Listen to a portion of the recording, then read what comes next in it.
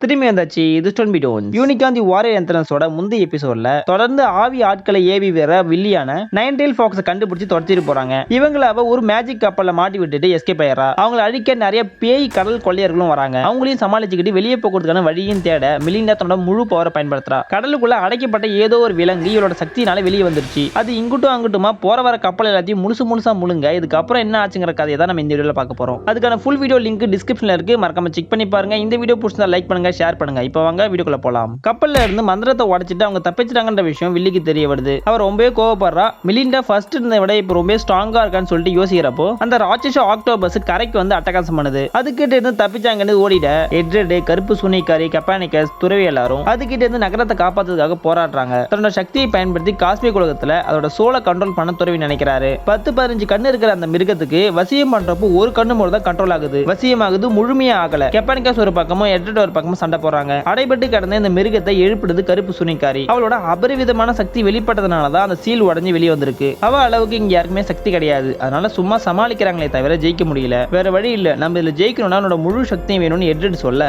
அவ திரும்பவும் பயன்படுத்துறப்ப அதே காட்சிகள் தோணுது. அதே சமயம் ராட்சச மிருகத்தால அடிச்சு தூக்கி எறியப்படுறா. எட்ரெடால காப்பாற்ற முடியாம மாட்டிக்கிறான். கொஞ்ச நேரம் மயக்கத்துக்கு அப்புறம் முழிச்சு பாக்குறப்போ மெலிண்டாவோட சொந்த ஆழ் நினைவுக்குள்ள இருக்கா. பேச்சுக்கு நம்மளால மறக்க முடியாத சில நினைவுகள் எல்லாம் ஆழ்மனதுக்குள்ள இருக்கும். பெரிய பெரிய நினைவுகளும் இருக்கும், இல்ல சின்ன சின்ன 5 செகண்ட் 10 செகண்ட் மறக்க முடியாத தாக்கத்தை ஏற்படுத்த நினைவுகளும் இருக்கும். கண் முழிக்கிறப்போ அங்க இருக்கா என்ன ஏதுனே ஃபர்ஸ்ட் டைம் புரியல. அந்த நினைவு பாத்தீங்கன்னா ஒரு காடு, ஒரு கோட்டை, எதிர்த்தாப்புல ஒரு சின்ன பொண்ணு இருக்கா. ஒரு காட்சி வேற அடிக்கடி நினைவுக்கு வந்துச்சுன்னு சொன்னல, அந்த காட்சியில இருந்த மரமும் இங்கதான் இருக்கு. அந்த குட்டி பொண்ணு நீங்க யாரு, என்ன, எங்க இருந்து வரீங்கன்னு சொல்லிட்டு ஒன்னொன்னா கேட்டு பக்கத்துல இருக்கிற இடங்களை சுத்தி காமிக்கிறப்போ அவளோட பேரை சொல்றா, மிலிண்டா. ஒவ்வொரு வாட்டி அவளோட சக்திகளை அபரிவிதமா பயன்படுத்துறப்போ மிலிண்டாவோட ஆழ்மனதுக்குள்ள இருந்த அந்த தாக்கம் ஏற்படுது. அதனாலதான் என்னவோ இப்ப இங்கிட்ட வந்து மாட்டிக்கிட்டா. நீங்க உண்மையிலேயே பார்க்க பிரின்சஸ் மாதிரி இருக்கீங்கன்னு அந்த புள்ள சொல்ல இவ பக்கத்துல தான் தண்ணியில போய் பாக்குறா. உண்மையான ரூபம் தெரியுது. கல்யாண கோலத்துல பாதிக்கப்பட்ட எம்மாவோட உருவம். இதெல்லாம் எப்படி சாத்தியம், நான் எங்க இருக்கேன், எப்படி இதெல்லாம் நடந்துச்சுன்னு சொல்லிட்டு அவளுக்குள்ளே ஒரு குழப்பம் சுத்தி விட்ட மாதிரி இருக்கு. குட்டி புள்ள போட்டுக்க கருப்பு ட்ரெஸ், அவ பேர் மிலிண்டாங்கிறது, கையில மேஜிக் வேற வச்சிருக்கா. இதெல்லாம் வச்சு ஓரளவுக்கு மிலிண்டாவோட கடந்த கால வாழ்க்கையோட நினைவுக்குள்ள வந்திருக்கோன்றதை புரிஞ்சுக்கிறா. ஆனா இது எப்படி சாத்தியங்கிறத அவளால நம்ப முடியல.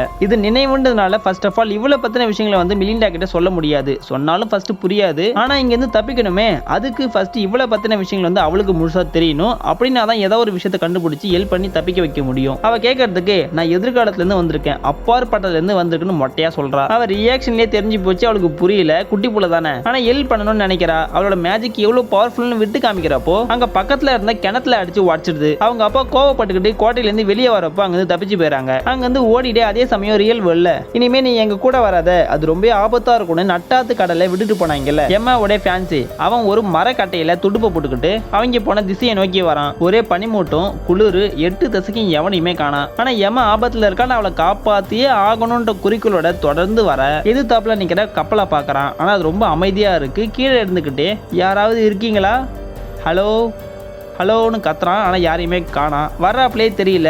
வலையை பிடிச்சி மேலே ஏறப்போ ஒரு மாலுமி பயத்தோட நீங்க இருந்து போயிடு, நீங்க வராத, இது ஆபத்து, வராத, இங்க போயிட்டு எவ்வளவோ சொல்றப்போ இவன் மேற்கொண்டு மேலே ஏற அவரு கையில கிடைக்கிறது எல்லாத்தையும் விட்டு எறிறாரு. இவன் பயந்துகிட்டு அங்கிருந்து போயிடுறான். ஆனா ஒரு குழப்பத்தோடையும் பயத்தோடையுமே போறான். துறவி கெப்பானிக்கஸை காப்பாத்திட்டு எட்ரெட்டையும் காப்பாத்துறப்போ மிலிண்டாவோட ஆன்மாவும் சக்தியும் இருக்கிற மாதிரியே தெரியல. காஸ்மிக் உலகத்துல அவளோட மேஜிக்கோட அடர்த்தி தெரியாததை வச்சு அவங்கிட்ட இல்லையப்பான்னு சொல்ல அதே சமயம் அங்கிட்டு மிலிண்டாவும் எம்மாவும் ஒரு மர பொந்திர ஒளிஞ்சிருக்க. அவ கவலைப்படுறத பார்த்துட்டு மிலிண்டா எனக்கு ஒரு இடம் தெரியும், வா நான் கூட்டிட்டு போறேன்னு சொல்லிட்டு அவளோட வீட்டுக்கு கூட்டிட்டு போறா. அந்த காலகட்டத்திலே அவங்க அப்பா தான் ஒரு மிகப்பெரிய மெஜிஷியன். அவருக்கு தெரியாத மந்திர தந்திரங்களே கிடையாது. அவரு வெளியில இவங்களை தேற நேரம் மிலிண்டாவோட மேஜிக்கை பயன்படுத்தி போலீஸ் ஆவியை உருவாக்கி அவங்க அப்பாவோட ரூம்குள்ள வந்துடுறா. சுத்தி நிறைய புக்ஸ், மேஜிக் ஐட்டம்ஸ், நடுவுல பாத்தீங்கன்னா ஆஸ்ட்ரானமி பிளானட்ஸோட மாடல் இருக்கு. மிலிண்டா அடிக்கடி தன்னோட அப்பா ஒரு கிறிஸ்டலை வச்சு மேஜிக் பண்ணதை பார்த்திருக்கா. அதை ஷெல்ஃப்ல ஏறி கண்டுபிடிச்சி அந்த பிளானட்டரி சிஸ்டம் மாடல் இருக்குல்ல அது கிட்ட வரும்போது ஆட்டோமேட்டிக்காவே ரியாக்ட் ஆகி ஒரு போர்ட்டல் ஓபன் ஆகுது. அபரிவிதமான மேஜிக்கல் சக்தி வந்து அதுக்குள்ள இருக்கு போல. இதெல்லாம் உனக்கு தெரியுமான்னு கேட்க எனக்கு அதெல்லாம் தெரியாது, எங்க அப்பா பண்ணதை நான் அடிக்கடி பார்த்திருக்கேன்னு மிலிண்டா சொன்னதும் அதுக்குள்ள இருந்து ஒரு ஏலியன் கிரியேச்சர் வெளியே வருது.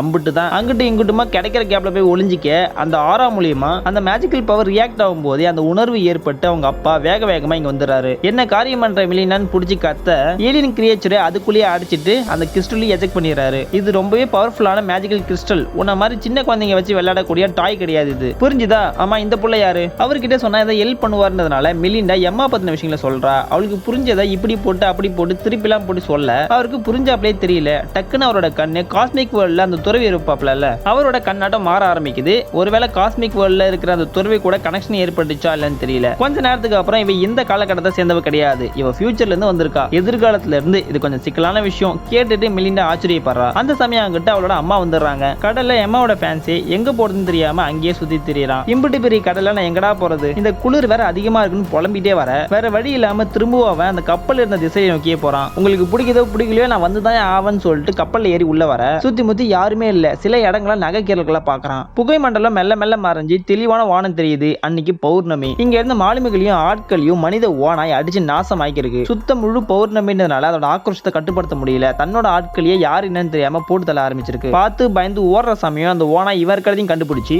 எம்மாவோட ஃபேன்ஸையும் கையில கடிச்சு வச்சிருது. பௌர்ணமியாச்சே, அவனும் ஒரு ஓனாயா மாறிட்டான். இதைத்தான் அந்த மாலுமி அப்பயே சொன்னாப்ல போல. அங்கிட்டு மிலிண்டாவோட அம்மா மிலிண்டா கிட்ட நீ எப்படி இங்க உள்ள வந்தன்னு கேட்க அவளும் எதுவும் யோசிக்காம சின்ன புள்ள உண்மையை சொன்னதும் அவங்க அம்மாக்கு அவ்வளவு கோவம். மிலிண்டாவோட அப்பா மிலிண்டாவோட அம்மா கிட்ட இதை போல அவளுக்கு எந்த ஒரு சூப்பர் பவரும் கிடையாதுன்னு சொல்லி வச்சிருக்காரு. மேஜிக் பவர்ஸ்லாம் இருந்தாலே அவளோட வாழ்க்கை நிம்மதியா இருக்காது, ஒரு நார்மலான வாழ்க்கையை வாழ மாட்டான்னு நினைச்சாங்களா இல்லையான்னு தெரியல. அவளோட நோக்கமும் எண்ணமும் சரியில்லைன்றனாலதான் தான் பொண்ணுக்கு பவர் இருக்குன்ற விஷயத்தையும் அவர் மறைச்சிட்டாரு. அம்மா கேட்கறாங்கல்ல மேஜிக் பவர் உனக்கு வேணாண்டி தாங்கும், அம்மா கிட்ட கொடுத்துருன்னு சொல்லிட்டு மிலிண்டா கிட்டே கேட்க அவ பிடிவாதமா முடியாதுங்கிறா. இது என்னோட மேஜிக், எனக்கு தான் சொந்தம்னு உறுதியா நிக்க அவங்க அம்மா தன்னுடைய பவரை பயன்படுத்தி பிடிவாதமா அந்த பவரை புடுங்க பார்க்க மிலிண்டாவோட மேஜிக்கல் பவர் தன்னிச்சா நின்று தற்காத்துக்குது. இவளோட சக்தி ரொம்ப அதீதமா இருக்கும்ன்றது அவங்க அம்மாவுக்கு தெரிஞ்சிருக்கும்னு நினைக்கிறேன். அதை தெரிஞ்சுக்கிட்டு தான் அவங்க வந்து இந்த பவர் ஆட்கொள்ள நினைச்சிருக்காங்க. மிலிண்டாவோட பவர் அவங்க அம்மாவை ஆட்கொள்ற இந்த சம்பவத்துல தான் இவங்க தினம் தினம் போராடுற அந்த தீய சக்தி உருவாயிருக்கு. அன்னைக்கு அந்த தீய சக்தி அங்கிருந்து தப்பிச்சு போயிடுது. அவங்க அப்பாவுக்கும் அந்த சின்ன பிள்ளைக்கும் அந்த சமயத்துல என்ன பண்றதுனே தெரியல. ஏக்கத்தோட நிக்கிறத பார்க்க எம்மாவுக்கும் இப்ப மிலிண்டா வாழ்க்கையில் நடந்த விஷயங்கள் தெரிஞ்சிருச்சு. Real வேர்ல்ட்ல Melinda முழிக்கிறா.